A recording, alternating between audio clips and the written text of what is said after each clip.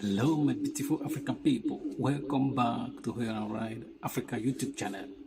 Today we are looking at some of the things the African Americans get wrong about Africans. Sometimes because of mainstream media and propaganda in them, those people, those black Americans, they get some stuff wrong about the African people. Yeah, but we try to educate them in this video. And at the number one is that some of them assume that Africa are completely free of colonization. Now, because when they consider their situation, what they went through, or their forefathers went through in America, and now when they hear about countries in Africa, they think that because it's populated by black people, they think that this country must be free of these colonial masters. But that's wrong, because just as some of them will attest that up to now, the African Americans, they're not completely free, because for you to be free, it means that you have to be in charge of resources, or some sort of resources, available. The same thing happens in African countries. Most of the African countries are not completely free of colonization. There's what we call neo-colonization, and because African, on paper, it appears that they have gained their independence. But on the ground, you see that that independence is just not in existence as one would imagine. Because when you look at Africa, for you to be independent, you don't have just to be independent, or you have to be independent economically. But we see that Africans are not independent economically. And most of the leaders you see in Africa are not even chosen by their people. Sometimes they impose them on, they're imposed on African people. So African people have to deal with people that they didn't choose. Just like what the Democrats does in America. They get a bootlicker, and the bootlicker will claim to be representing black Americans. The same thing happens in Africa, in most of the African countries, whether French colonies or the British colonies or even the Portuguese. No matter what the name you use to describe these African countries, these people are not completely free.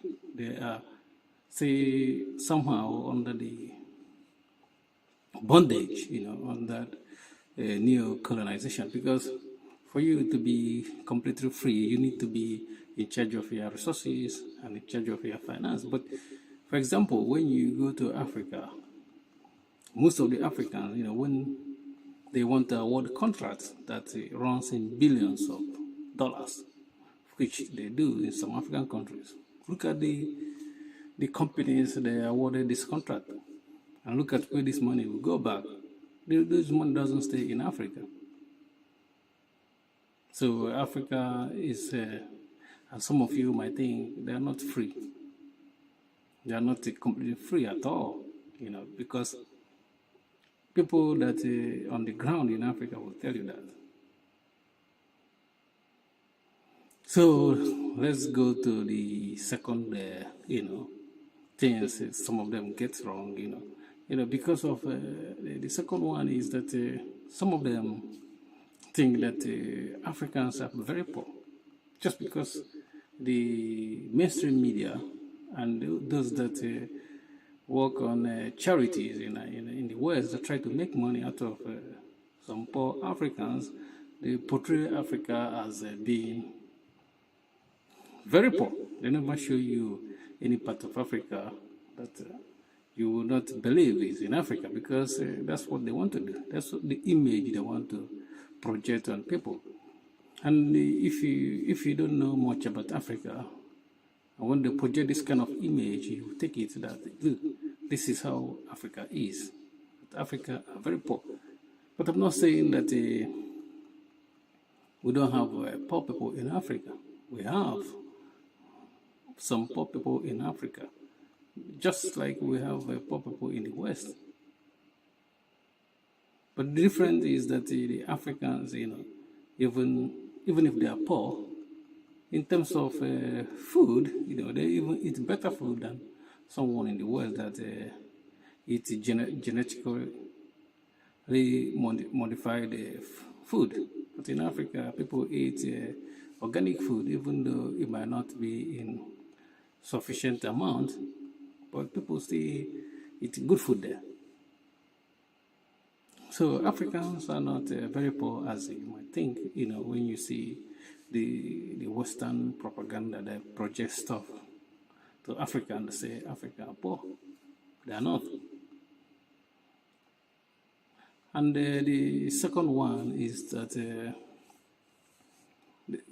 some of them think that Africans don't love their place enough. They think that because some Africans are willing to travel or even take risk or risk their life to travel to other part of the Western countries or the West and settle there, they think that these people, these Africans, they don't love Africa enough to stay there.